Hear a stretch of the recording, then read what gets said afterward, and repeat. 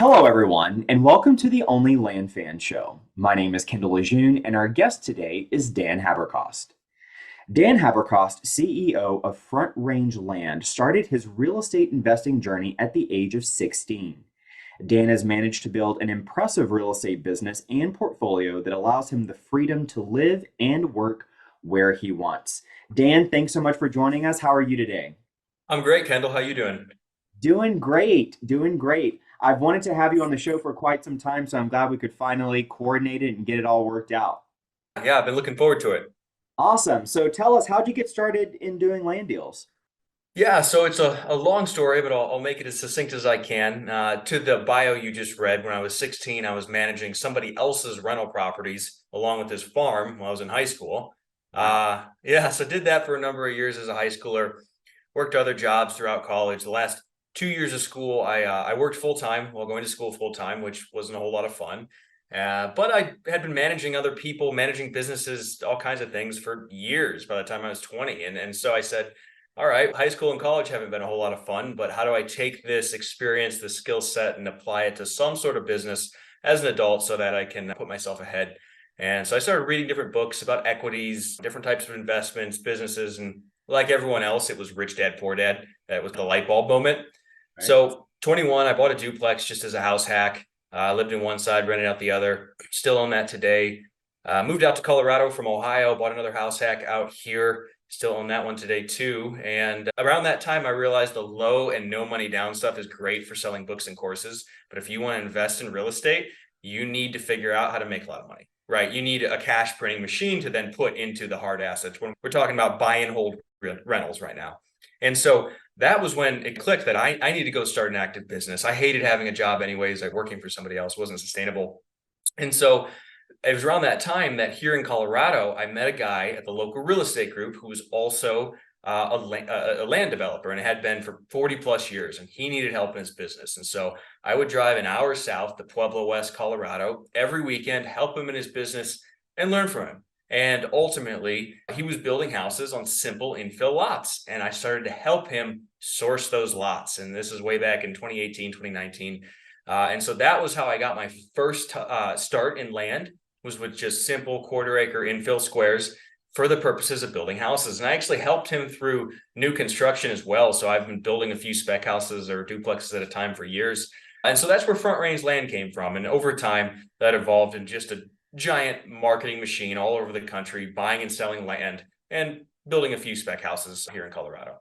Yeah, that is fantastic. How did you learn? Did you have a mentor? Did you have a coach? How did you learn the land business? It started with him, that older friend I keep mentioning, but he had done just about everything you could imagine under the umbrella of real estate over the last 40 years. And so it's like drinking from a fire hose. And so once I started to get a little traction with the land, I got distracted with other things and I didn't really get going for a few years. And eventually, I'm sure Brent Bowers, he and I used to host that real estate group together out here in Colorado. After a few years, I started hosting it. And we became friends, and I saw him doing quite well with land. And I'd done a few deals, but I needed the systems. I'm not a systems guy naturally. And so I actually just paid him for basically his whole business turnkey years ago. And then that was really what helped me to get going and scale. Love that. And what types of land deals do you specialize in now? It's still mostly infill lots that we buy and just resell to builders, but working on some bigger projects right now, some potentially subdivides, going through due diligence on a big piece in North Carolina, some stuff in Arizona, working on keeping the simple arbitrage going, but then layering on more value add strategies to really create more of a competitive advantage. And just again, value add is how you really make more money.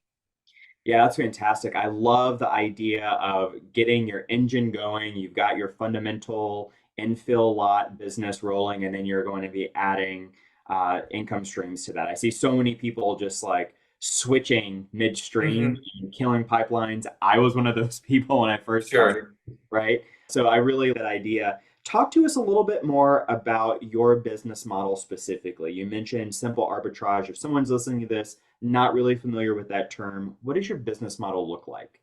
Buying and selling mostly. And so we send out about 10,000 mailers a month, along with a small portion of very specific cold calls.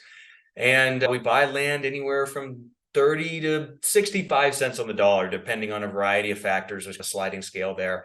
And most of it we just resell on market. I don't do any assignments. Oh, I have, but years ago. I haven't done those in years. So we just list it on the market and resell it via realtors, because the end user for this sort of product most of the time is the mom and pop who's going to take it and put their dream home on it, or a small to big builder. I just sold one to DR Horton. The dispo side is very simple because we're listing most of it or all of it. And the acquisition side is where really the skill comes in, and specifically the acquisition managers. That's the main skilled position in the business. Everything else is fairly just transactional and simple. Got it. So speaking of the acquisition process, you Mhm. mentioned that when you bought your business, it was sort of turnkey. I'm sure you had some systems in place already. Mhm. Talk to us a little bit about what your acquisition process looks like and how that's developed over time. Yeah, great question. So this is something, and I'd love to hear your thoughts on this too, that I think a lot of new people don't appreciate, and it's just the level of follow-up required to get deals. Every now and then we still send out letters or postcards mostly, and get somebody that they contact us and within 5 to 7 days they're under contract. However, most of the time it's more like 3 to 6 to 12 months. The amount of deals we have pulled from old leads from 9 to 12 months ago, it's a good portion of what we've gotten recently. Uh, I think follow up is underappreciated. We follow up relentlessly. We have, on the far left, we use Pebble for our CRM, and we have a long term follow up column, and we're always pulling deals from there. It's amazing how often somebody a year later is just suddenly ready to sell. But to answer your question more specifically, beyond my little rant about the amount of follow up required, it comes most of the time. The leads come in via phone, sometimes email, sometimes physical mail, but mostly phone. My acquisition managers take the calls. Most of them they answer live, but sometimes they miss it if they're on the call and call them back. Then it's pretty straightforward. They build rapport. They try and really dig into what the person wants. Why aren't you just listing this on the market? And if they appear to be our avatar, i.e., our seller, then they'll do their due diligence and make an offer. And that ranges, as far as how long that takes, pretty dramatically. With some of these simple info lots in Florida, it takes about 5 seconds to do due diligence because there's thousands of comps.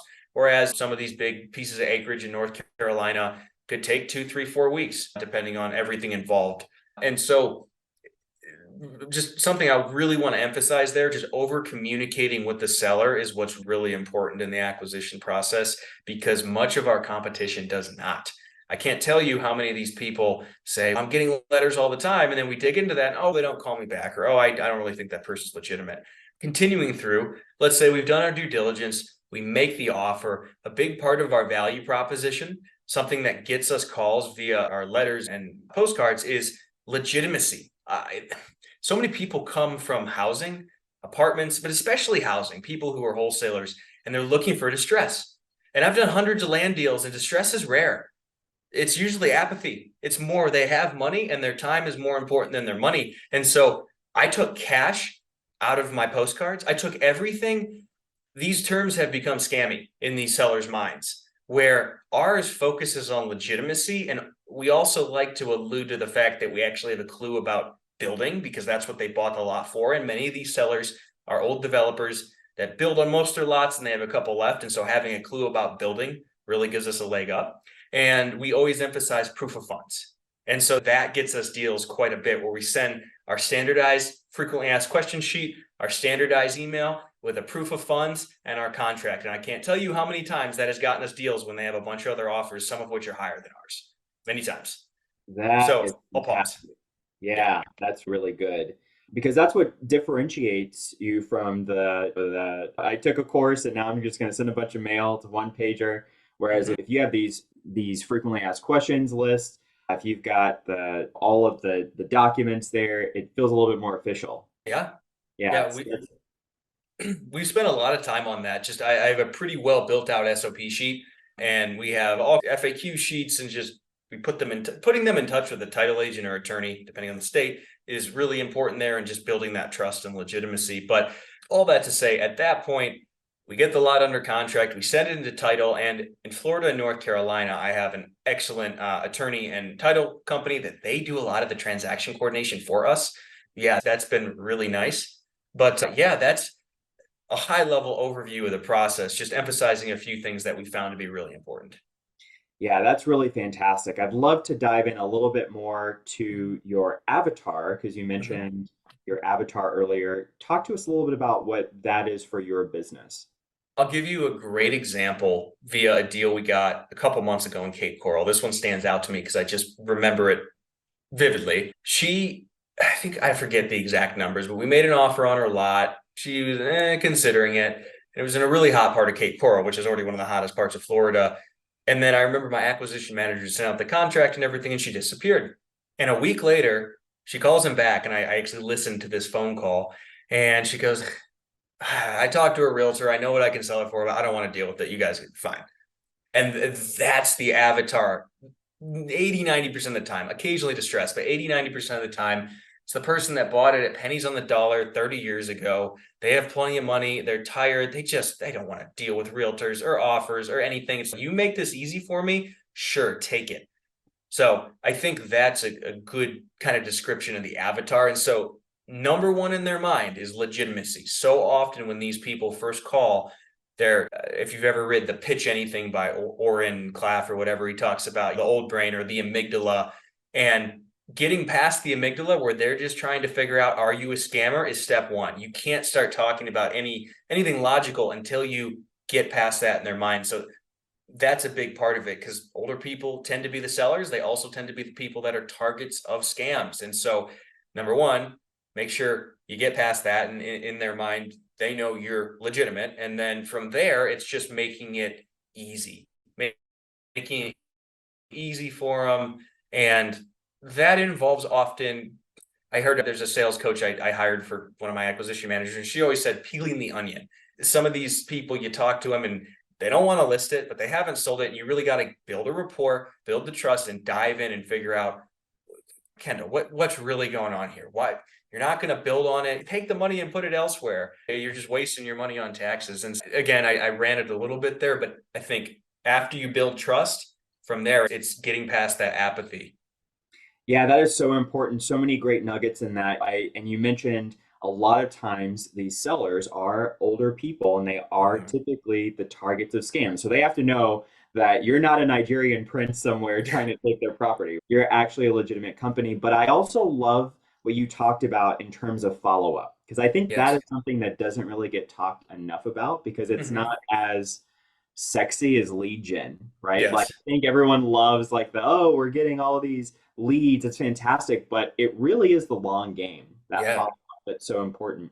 So talk to us about your follow up process. What does that look like? How do you nurture these sellers for 6, 9, 12 months so that way when Mhm. they're ready to sell, they go to you? Yeah, so we have a standardized follow-up SOP, but there's a spectrum depending on how the conversation goes. But assuming, so let's just say you're the seller, I'm talking to you, and you tell me I want 40K and it's worth 35. Okay, then we'll do a takeaway and say, look, Kendall, we're investors. Honestly, we're buying them around 15 to 20. So we can just send you our realtor. Great. Then we can get referrals for our realtor for those people that are solid retail clients. Now, if they cringe at that, because it's a good way to figure out, is this really our avatar? If they cringe when you say, oh, no, then all right, this is our seller. So assuming that they aren't the clear retail avatar, then if maybe we just couldn't meet in the middle and they're too high and we're too low, but it's not crazy, we'll put them in the long-term follow-up and follow up every 2 to 4 weeks, just depending on what all was said in the conversation.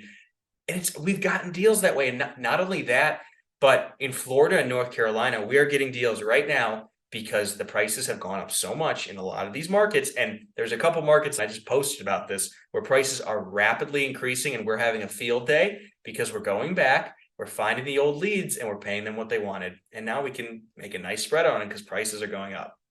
Nice. Yeah, that's fantastic. So your actual follow up, is that a phone call? Is it an Oh, email? Is it a text? yes.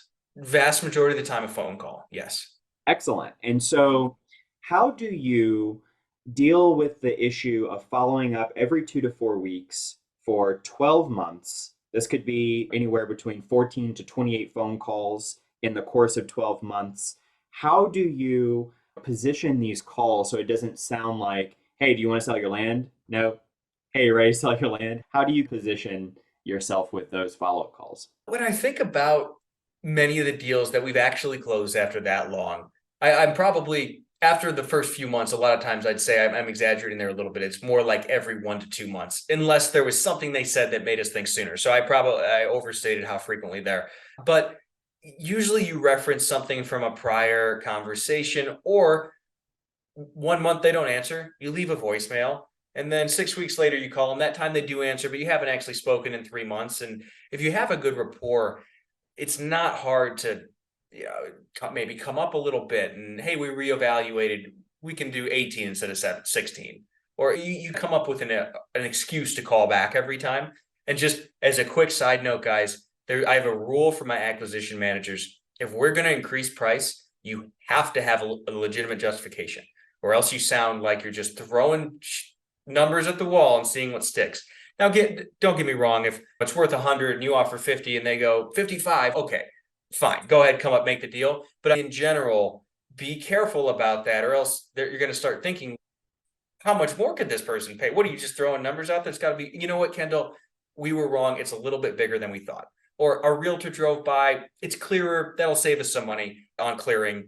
We can pay a little bit more. Always have a reason for your price increases. That's really good advice. Talk to us a little bit more about rapport, because we know Mhm. that rapport is extremely important in developing the trust in these nurture sequences. So, what are some tips and tricks that you have that you use to build rapport with your sellers? Yeah. So full disclosure, I'm working on getting better here because I'm terrible about this. I'm the driver that just wants to get it done and but that's not the best way to close deals for the vast majority of people. And so that's why, number one, I'm hiring a sales trainer that's better at it than me for my people, but I can still do as I say, not as I do thing here. We have a couple questions we like to ask. And of course, the easiest one is what did you intend to do with the land? And start with that and see what they say. And it does get a lot of people talking, but if they're a little bit harder to get anything out of, we like to say, Kendall, we're going to look into everything involved in building on this lot, from wetlands to flood zones, topography, so on and so forth. So I know maybe you don't want to talk too much here. Maybe I know you might not be as interested in talking to me as I am to you, but it'll help slow down the due diligence or speed up the due diligence process, and we'll be able to get you an answer here sooner. So that's a good way to get them talking. Just bringing up, hey, we need to know if this is buildable. What can you tell me? A lot of times that gets them talking as well. Yeah, that's really good stuff. In your model, you're actually closing on these properties. I'm Mhm. assuming that there's some capital that's Oh yeah. required to be able to do this in your business, right? So, Mhm. talk to us about how you go about funding these deals. Do you use private lenders? Do you use your own money? What does this look like for you? Yeah, so it's a mix. I've used a lot of my own cash over the years. I still am, but trying to do less. And then more recently, I have quite a few investors, several lines of credit, and very recently, for anyone that I see JP on here, so he knows Mason. Mason and I, a close friend of mine who has a similar business, are launched ground up partners where we're actually solving our own problem by joint venturing and providing the capital for land deals, ourselves Excellent. That's included. very cool. I love the creativity in that. Are you actively currently raising private capital from other investors, or is it just more the JV type structure? We get the capital, and then we are JVing with other people via ground up partners. So Got it. yes. Got it. So Yes. yes and yes, but on different Yes and sides of yes. the same coin. Yeah. Yeah. Okay. So, how do you go about raising money for your deals? That's been via my real estate group in town, my podcast, coming on other podcasts like this. But a lot of that's come from relationships I've built here locally in Colorado, because I've been hosting that real estate group, the one I used to host with Brent before he moved, for years now. And that has been very useful. Excellent. Very good. If you're in the business of raising capital for your own business, right? Mhm. I know that it's very common to always be, money is everywhere. So Mhm. just be on the lookout for it. So, what tips do you have? Let's say you're out to dinner and someone comes by your table, starts up a conversation, and asks, what do you do? How do you like to respond to that? Yeah, I don't ever want to sell anyone on anything. I just talk about what I'm doing. And if you If they ask you specifically about how they could invest, I like just talking about how I've done it with other people. If you're brand new and you don't have a point of reference, ideally you're coming on calls like this and learning so that you can just learn from other people and use that as your example. But yeah, I just in general, just talking about what I'm doing has gotten me people that are interested. That's great. And so do you have any special phrases that you like to use when people ask you that question, what do you do versus I buy and sell land or Mm. I turn land into cash or whatever it is? Yeah, if it's somebody I don't actually want to have the conversation with, I just say I'm in real estate and they assume I'm a realtor, and that's fine if I don't Yeah, want to talk to them. If it's somebody I do want to talk about, I say quite simply, I have an active land and development business, which allows me to invest in rental real estate. excellent. I love that. Very good. How long have you been in your business? How long have you owned your business now? With the land, I started that in 2018, but I told you it wasn't really until 2020 that I really got it going. Got it. So even from 2020, we've seen the market go through some pretty dramatic changes in some places in the country. Can you talk a little bit about where do you see the market going now and what have you done to pivot that way you're thriving in this upcoming market shift? Oh, yeah, I got a major kick in the teeth beginning of last year that forced me to pivot. So, beginning of 2022, the primary market I was doing business in, I had dozens and dozens of deals there, was Pueblo West, Colorado. And that's where I built. That's I bought and sold a lot of land. I own some rentals down there. And with no warning at all, the Metro District, which is the governing body for the little municipality, shuts down all new water taps. All new water taps. And for anyone that has no experience with actual development, that is your source of water. These lots are not large enough to drill a well. You need 35 acres in that county. So essentially, without those water taps, the land is worthless. It's not buildable. You can't do anything. You can't park an RV, nothing. And so that was awful. I was flying home from Florida, and anyways, that was a rough day. Now, for no, what was it? 8 weeks later, we find out they opened back up the taps in limited supply at a higher price. It ended up being okay. I was able to get rid of those lots and still make a little bit of money, not at the price expected. It was okay, but that forced me to pivot. And so I thought about it, and the same thinking or same strategy as today is where is everybody going? The Southeast, right? The Southeast is blowing up.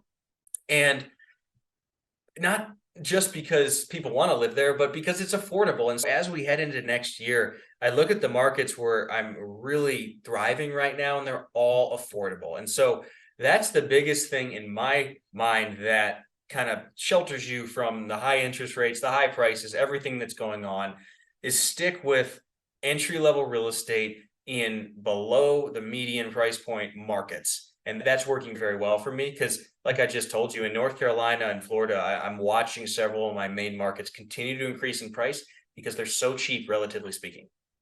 Hey there, land fans. If you're enjoying this episode and would like to see more episodes like this, please be sure to let us know by liking and subscribing below.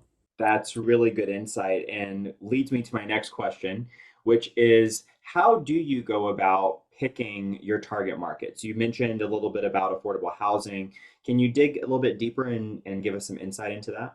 So I will say, on the more qualitative side of things, several of the markets I've had tremendous success in were just by referrals from competent realtors or friends of mine who, like the older buddy of mine, has pointed me in the direction of several markets that have produced very well. One of the Florida markets that's doing really right now was via my realtor. He said, "Hey, go over here." But besides that, let's just pretend you have no contacts in the real estate market. And so I'll go on Zillow. This is so simple, but it works. I'll go on Zillow, and especially if you're new, I wouldn't recommend starting downtown of any major metros, right? Don't go mail in Denver or Los Angeles or Wilmington, but look at the places that are growing. So I'm looking at the map on Zillow, and I've sold lots in the last 90 days up. And I look at second or third level markets that I've never heard of. And of course, I have an advantage there where I have dozens of friends in land. And so I have a decent sample size there. And my most profitable market this year in North Carolina, I found this way. So this is real. This is how I'm actually making money and finding markets today. Look around for the second and third level markets that are still affordable, right? If the houses are 800 grand, I'm probably not as interested. Still affordable, 200-300s for new builds, and where lots of land is selling. And so pretending we're scrolling around on a screen together right now, if I come across a market, it's a second, third level market outside of one of the growing cities in North Carolina, I would look, okay, in the last 90 days, how many lots sold in the city? And then I would flip to for sale, how many came on the market in the last 90 days? And when I see ratios of 150, 200%, okay, there's huge demand. And if I see a price point of like 30 to 100, really like 30 to 70, but there's, call it 30 to 100, keeping it more reachable for most of the middle class boomers. Then I'll go to new builds. I'll go to 2023 or newer houses. Who's here building? Do I see some of the big names, at least the regional or merchant builders? Do I see a bunch of mom and pops as well? Are those ratios strong as well? Or if I look in the last 6 months, solds versus newly listed, is it a strong ratio for new builds? Okay, assuming all that checks out, then I would start calling some of the local realtors. And this again is where some of the, I always mix these up, qualitative data comes in. And to that market I referenced in North Carolina, when I was doing this, it was about a little over a year ago, I called a couple realtors, and the first one I talked to had no idea what land investing or wholesaling was. I told him about a lot I was looking at, and he goes, "Oh, that's not on the market. You can't buy that." And so the picture I'm painting here, guys, is talking to some of the locals showed me there aren't a lot of competent people on the business, realtor, investor, developer side, but there's massive consumer demand. So it's mismatch, right? You go to Florida, any market, any realtor, they know exactly what you're doing. They know what an assignment or a double close, right? They're very up to speed, right? Because it's very hot and very competitive down there. But in this market, wasn't the case. And so that I look for, those qualitative factors that show me that there's a lot of demand when I saw the sales ratios, but there doesn't seem to be, I'm not hearing about it on every podcast. I don't have, my friends aren't talking about this market. When I call realtors, they aren't familiar with land investing, right? That's a good sign. I don't have a good way to quantify that, but that's just talking to people. Yeah, that's really good. And for someone that may be brand new listening to this, when you say second or third level, what does that mean? Can you explain that a little bit more? Communities for the major metros. So that place, Pueblo, West Colorado, for anyone that's familiar with Colorado, it's pretty simple because there's mountains in the way. So the main, as far as the Front Range, there's I-25. Denver got really expensive. So people got pushed up and down and to Colorado Springs. And for a long time, Colorado Springs, where I live, was a bedroom community, a second level market to Denver, the main metro. But over the last 10 years, Colorado Springs has grown a lot. There's a lot of jobs here now. And so people got pushed even further down the highway, another hour, to Pueblo West. So Pueblo West, I would consider a third level or a tertiary market. It's mostly a bedroom community to Colorado Springs, Pueblo, the actual city, or just people working remote. Places like that have done very well. The places, if I was in Texas, which I'm not, but if I were, I would probably follow the major highways between the major metros and look for what's going on along there. Where are people pushed? Look at the major arteries for transportation and look in the outskirts and see what could be up and coming or just starting to boom. That's really good advice. And let's talk a little bit more about what your specific criteria for deals actually is. So if you mentioned 30 to 70,000, but can you give us a little bit more insight to that? Yeah, so our bread and butter, this drives me nuts in some regard, but I have done a million deals that have made between $7,000 and $20,000 over and over again, buying between 5 and 30 and selling for double or close to double. Now, one thing I want to highlight here, so many people from land 2, 4, 5, 6 years ago that were focused on actually raw land. That word gets misused all the time. I'd love to explore that in a minute, but bookmark that. Who are actually flipping raw recreational land, Hartselle, Colorado, parts of Mojave County, land, well, it's subdivided, but point being, land that isn't going to have a new construction house put on it, and it's very rural, it's harder to sell. The heuristics that people have from that is, oh, I need to at least double my money, are ridiculous when you apply it to a developed city and a piece of dirt that has water, sewer, power, and nice houses on both sides. And so my point in saying this is, I'll give you an example from this week. I closed a lot last Friday for $30,000.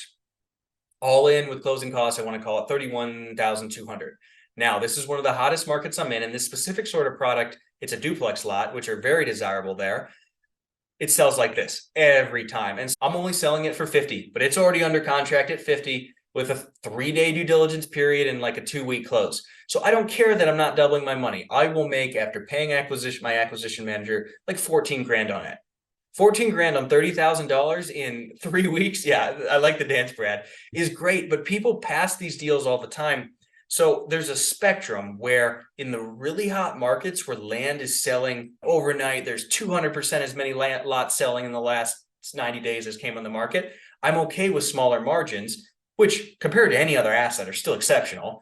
And then go into example, we're funding a deal via Ground Up Partners in the mountains of North Carolina. A lot of that land sits much longer. And so we're closer to, what are we buying at 22,850 and we're listing at 60,000. So there's a spectrum. I don't have a hard and fast rule. I buy at 45 cents on the dollar.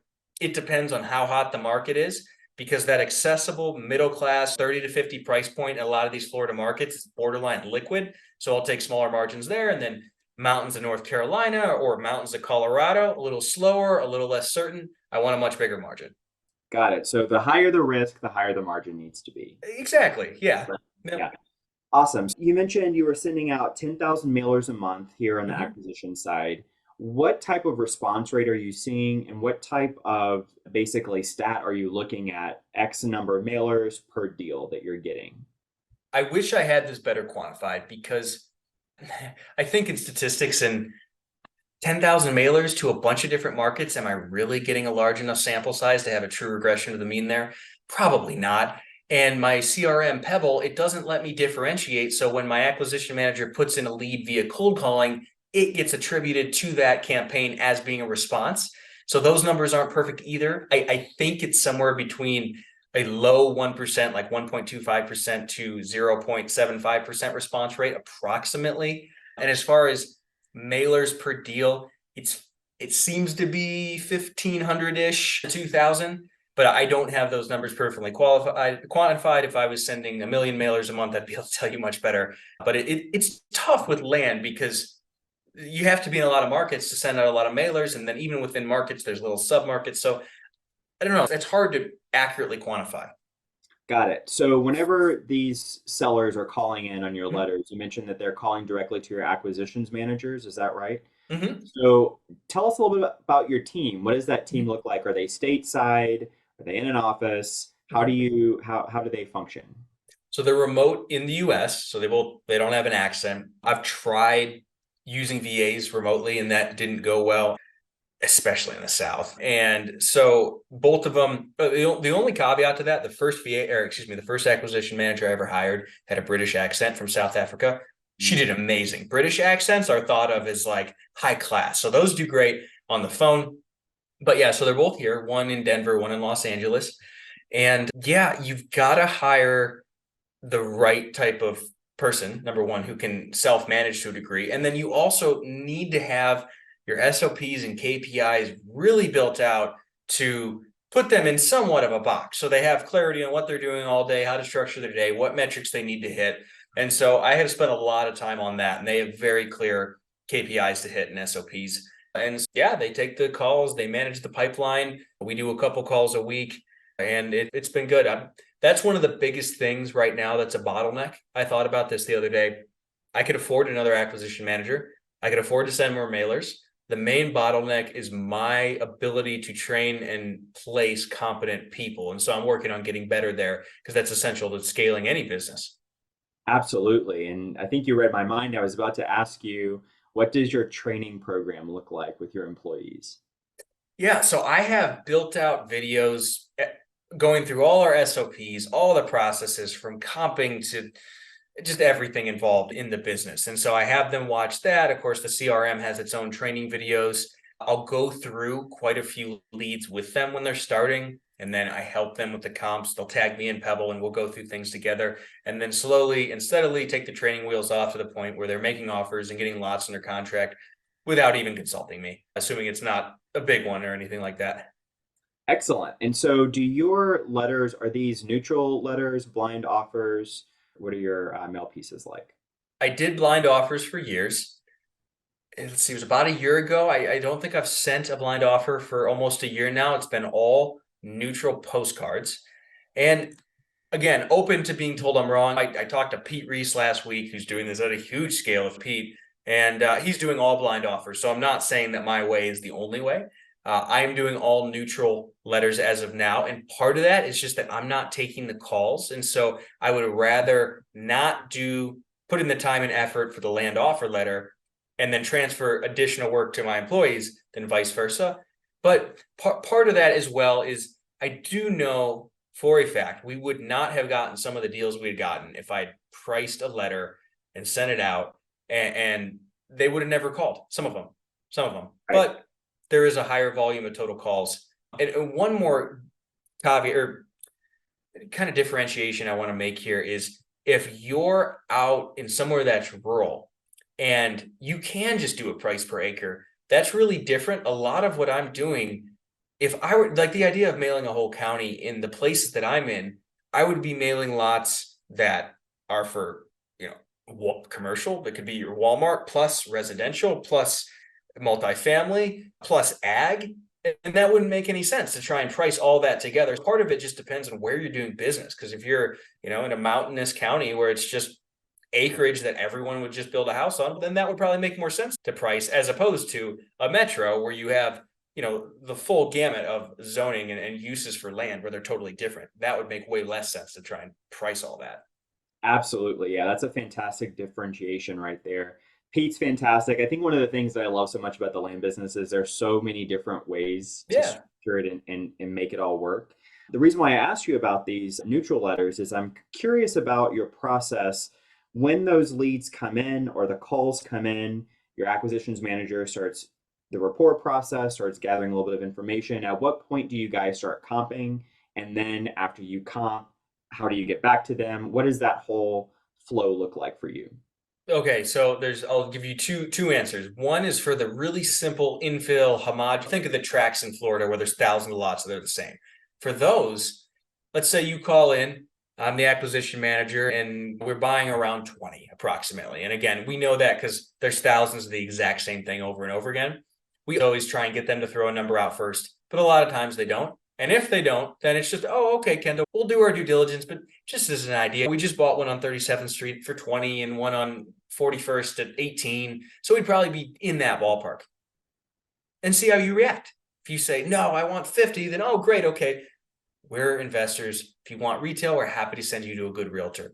And all these statements are really intentional because that one right there, I call it the takeaway, right? Where, oh, no worries. Here's our realtor. You can go sell on market. And we're fishing for how they react. I think I said it earlier because sometimes they say, oh, okay, great. And then sometimes they say, no, okay, we can talk about it. And so these are just ways to filter people because there's a good portion of people we don't want to talk to, and that's fine. So for those sorts of lots, easy, quick, comping is incredibly simple because, again, you have tens of thousands of the same exact lot.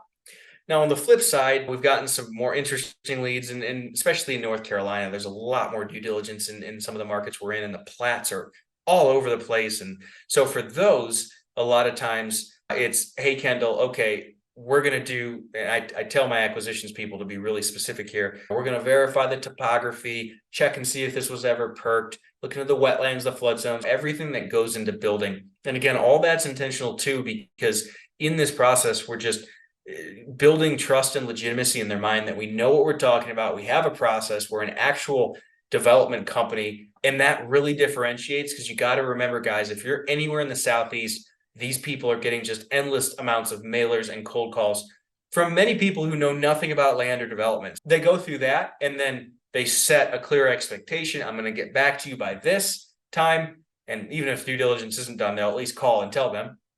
And then, yeah, they make sure there's buy-in and agreement to all. Does that work? Do I need to get back to you sooner? And then they go do the due diligence. Very good. Very good. Now let's talk a little bit about what are some of your main deal breakers? Deal breakers. Price is the biggest one. In some of these, okay, like in the North Carolina market I'm in specifically, they're smaller lots, yet they're still generally on septic and well. And so if it's in a wetland, and it's not right on the coast, highly desirable, and it has not been perked, won't buy it because that market is very much a dichotomy of if it fails, it's never really a failure. It's just that the cost to fix the problem makes it, for all intents and purposes, a failure because it's a cheap market. You can always solve that problem with enough money, but if you're not in an expensive area, nobody will do it. So it might as well be worthless. But we won't buy it if it's in a wetland, hasn't been perked, and looks to be wet. We'll just no. So that's a deal breaker. Gosh, if there's no access, unless it's somewhere really expensive, then no, we're not going to buy it. There aren't a lot, though. At the end of the day, if there are comps somewhere that, or even if there aren't comps, but it's somewhere where there's demand and I can validate that and we can buy it at a huge discount, then we'll make an offer. There are very few we won't make an offer on. I closed a lot today for $1,500 because it's not in a great area. If we're going to list it at 20 and see what it sells, always make an offer. Yeah, that's fantastic. So let's jump over to the dispo process. What does your dispo process look like? I know that you mentioned realtors earlier, but can you talk to us a little bit more about what your specific dispo flow looks like? Yeah. So this is essential because it helps on the acquisition side as well. Having a local expert is so important. I mentioned earlier, one of our most productive markets right now came because our realtor, Dan, as we call him in Florida, told us, hey man, get up here. This area is booming, before anyone knew. And so part of the value of selling with realtors is having them on the ground to check out lots when we're not sure, to just triple check our comps. And there's also nuances of every market where, like in North Carolina, every lot I sell, I get non-refundable earnest money. That's not normal anywhere else for retail buyers. And so having a local expert that can help you with navigate just the specificity of that market is really valuable. So that's part of why we list with realtors. To answer your question, I line this up so that the moment we are closed, it goes live. So I let our realtors know weeks ahead of time, hey, this is coming up. We got it under contract. It's going to be closed this day, and we can list it. Day of close, I have the title agent or attorney send the deed and all the closing docs to the realtor because they know each other, our title agent, attorneys, and realtors. And they get it up live immediately, but we still also post it on Facebook and Craigslist. And it's funny, we have sold a lot of lots via Facebook or Craigslist that were listed on the market. And it didn't come from being listed on the market. So it's worth doing, especially Facebook. It goes in waves. Haven't sold anything on Craigslist in a while, but in the past I have. And so that's about it, man. It's not that complicated because the realtors are doing a lot of the work there. Yeah, that's really good. Before we dig into Facebook, because that's definitely a topic I'd like to chat with you about, let's talk about what are some tips that you have about identifying and vetting agents that you want to work with. So the 80-20 rule very much applies here. And a lot of times it's like the 595 rule. You start scrolling around at solds. And a lot of times in any major markets, you can find a couple people who show up over and over again. So we start there and then we'll call 2, 3, 4 of them and just get a feel for, do they want to be selling land, or did they just sell a couple because they felt they needed to for the client? And so we'll ask them questions and get a feel for, do they know builders? Are they knowledgeable on land? Do they want to be selling land? Do they want to work with investors? Go through all on that. The one we're funding with Ground Up Partners, I did a little due diligence on that myself just because I didn't know that market. And one of the first things I said to the realtor is, do you even want land listings? Because some people don't, that's fine.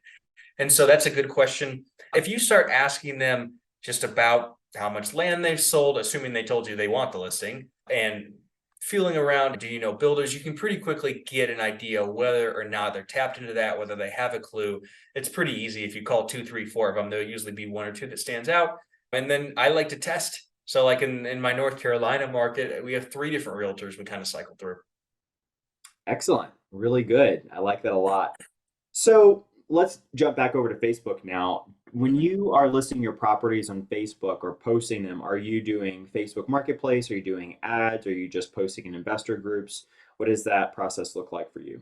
Just been doing Marketplace. Okay. Yep. And then just have respond to the first person and then copy and paste that response. And it usually has the actual listing link right there. And yeah, that's definitely worked for us consistently. Very good. So you send over the listing link that's off the MLS. Excellent. Yep. Very good. And part of one thing I just want to say on that's intentional, because then people who have no money or ability to close and are wholesalers that are just trying to waste your time, that filters them out as soon as they see it's listed. So that's intentional. That's good. Yeah, lots of filtering needs to happen when you're on Facebook for sure. So a lot Yes. of tire kickers there. Yep. Yep. Yeah, that's really smart. So, what would you consider to be the most important needle moving activities for newbies in this market? The front end lead measures, however that is, you generate the leads and then follow up on them, whether it's a cold call or a mailer, or if you're texting. I'm not sure that's legal anymore, but if you're texting, that is essential. And this is something, guys, don't make the same mistakes I did. If you get a bunch of deals, I don't care if you feel overwhelmed, I don't care if you think you're broke and you can't take more, do not stop your front end lead measures, because you're screwing yourself. Yes, Brad, I did this to myself so many times. You have to keep those going, or else you're screwing yourself over 90, 120 days down the road, no matter what. I religiously send 10,000 mailers a month. Every Friday, I send about 2,000 of them, or 2,500 of them, depending on how the month's laid out. And so we don't stop that no matter what. And then same thing with the follow-up. You have to be relentless there. One of the best deals we got this year, or the best land deal we got this year, we got the lead, I want to say last November or December, and we didn't end up buying it, making a deal and buying it till June. And we bought it at 45, and within 3 days on market, it was under contract at 130, 500. And if we didn't follow up for 9 months, that probably had 50 follow-ups in it to get that. That was well worth doing. Worth it. So, can you say that one more time about how many follow-ups did it take for you to get that deal and what was the size of the deal? Yeah, including text, calls, emails. I believe we're over 50 on that one, because we had bought another lot for them and they were ghosting us on this one, and it was a weird one. And then we bought it for 45,000 flat and sold it for 130,500. Man, I love that. I love Yeah. that. Testament to follow-up. Money is in the follow-up, not just a cliche. It's real. It's a It real. is. And we never would have bought that deal if it wasn't for our expert local realtor who told us to, because there were zero comps. We don't know the area. It was outside of Miami in Homestead, Florida. I would have been afraid to buy it at 45 if it weren't for Realtor Dan. So again, that we sold it on our own, but still gave him the commission, because we would have never gotten it without him. Yeah, thanks Realtor Dan for that for sure. That's Yep. awesome. In your opinion, what's something that very few people or no one is really talking about in the land industry that we should be talking about right now? Several things come to mind. I think just the simple proof of funds thing is really powerful for getting trust and getting deals. I think just differentiating between raw land and developed land, I rarely hear people talk about, and it's constantly misused. For listeners who are newer, if you go out, take Colorado, for example, east of Colorado Springs, there's just grazing land, farmland, right? It's just endless acreage that's zoned ag. There is no infrastructure. There's no, it's not even been subdivided. There's no roads. There's no utilities, nothing, right? You can't use that land for anything until you go through the entitlement process. So that's raw land.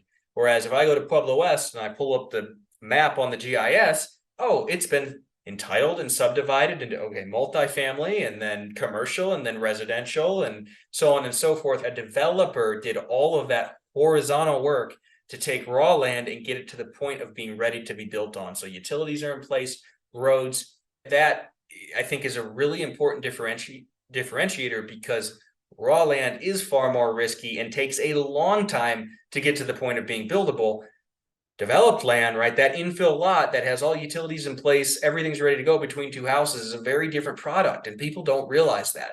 And so this is, as a corollary, people will say, oh, building houses, that must be so difficult. I heard it took this guy 3 years. Like, what did he build on? Did he do the whole horizontal development and then the vertical? Because these Pueblo West lots takes 3 to 4 weeks to get a permit and then 6 months to build. It's really easy. And so that's an important distinction that few people make. And so I think that's something I could probably go on, but I can pause there for a moment. Yeah, that's really good. That's really good. You mentioned proof of funds earlier. Mhm. Before I forget, what does your proof of funds look like? What format is it in and that type of thing? If it's somebody that's sophisticated, I will call my banker and have them send something over. If it's somebody that's unsophisticated, honestly, I go on my Chase business account. I take a screenshot where it says Front Range Land and then the number, and just that's been fine. Excellent. Very Yeah. good. Awesome. So, what would you consider to be your superpower?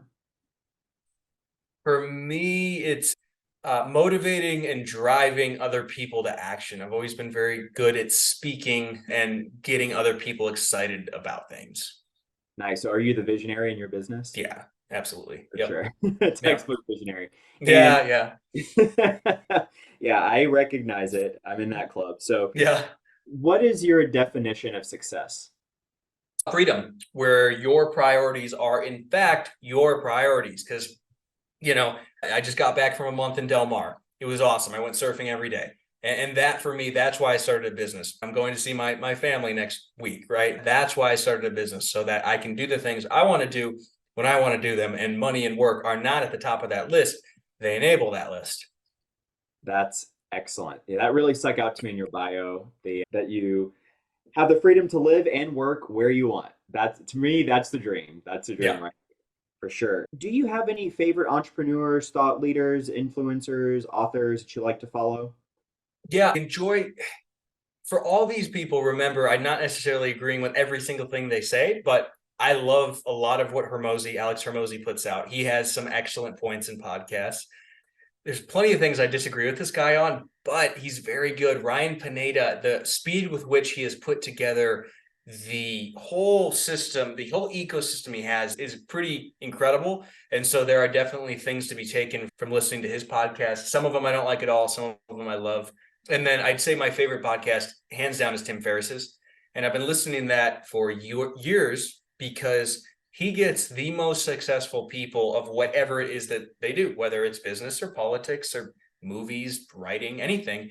And I think it's really useful to listen to people who are as wealthy as you could ever want to be and famous, because it makes it clear, number one, that it doesn't solve all your problems. You're still a person. You still have the same problems everyone else has. And I think it's just, especially doing what I'm doing and assuming I plan to be very wealthy, and I expect that will happen. So I have been thinking about and preparing for how to handle that, so I don't end up like many of the other miserable rich people who were not prepared.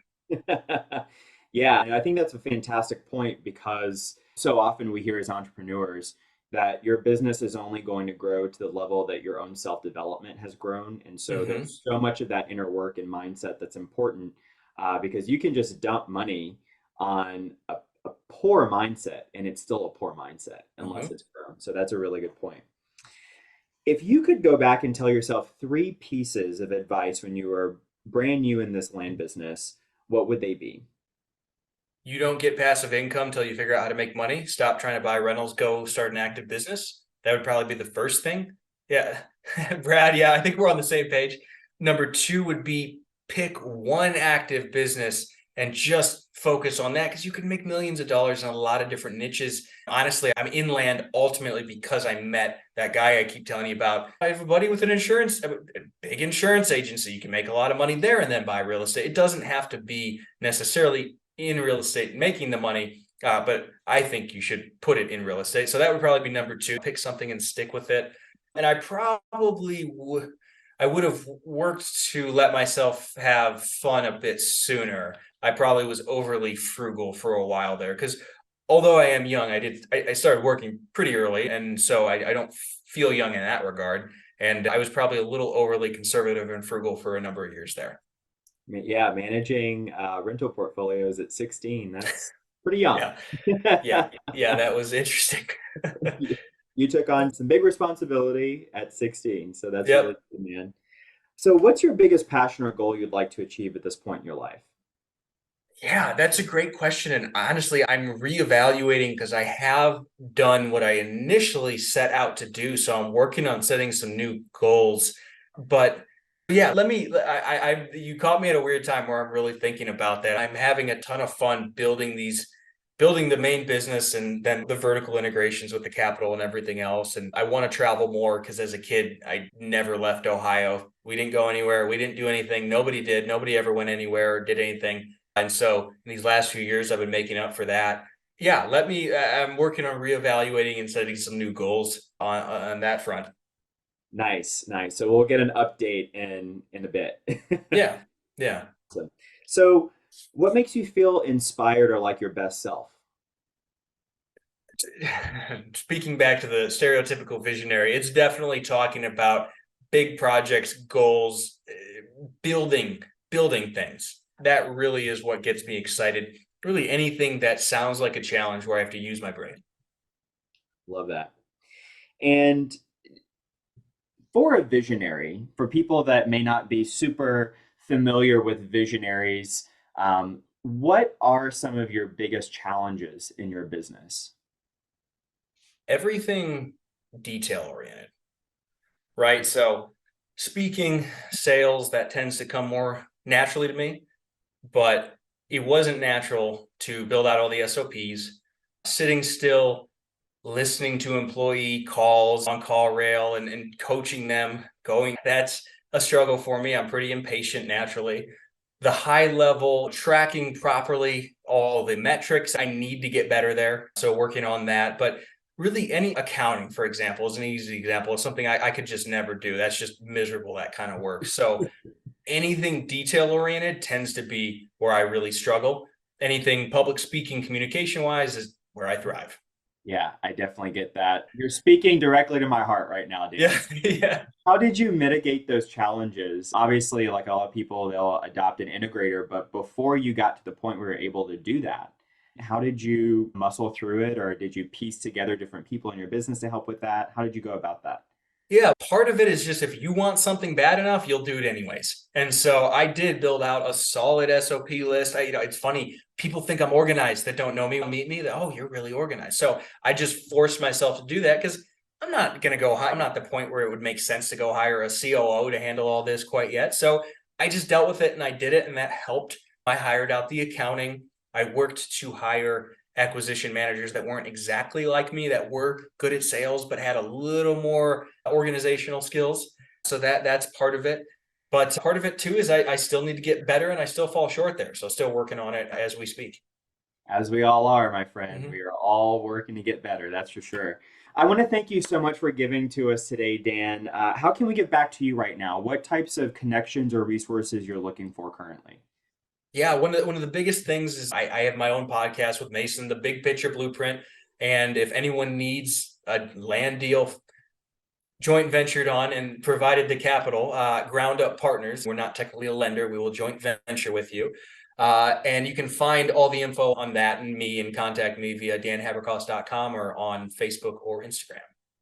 Excellent. Very good. Well, thank you guys so much, Dan. Thank you. This has been absolutely fantastic. Reach out to Dan if you want to JV with him, and also check out his podcast, Big Picture Blueprint. So, again, thank you so much, Dan. You've been incredible. And thank you all for joining us. Have a great week. We'll catch you in the next one. Bye bye.